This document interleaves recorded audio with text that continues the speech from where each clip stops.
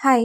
আজকে চিলি চিকেনের প্রসেসেই বানাবো একটা চিকেন রেসিপি, যেটা হবে অরেঞ্জ ফ্লেভারের।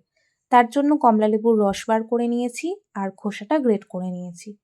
এবার বোনলেস চিকেনটা ধুয়ে আমি এর মধ্যে আদা রসুন বাটা, নুন, গোলমরিচের গুঁড়ো, একটা ডিম ফাটিয়ে দিয়ে দেবো কর্নফ্লাওয়ার। সবকিছু ম্যারিনেট করে এটা আমি সাদা তেলে ভেজে নিচ্ছি।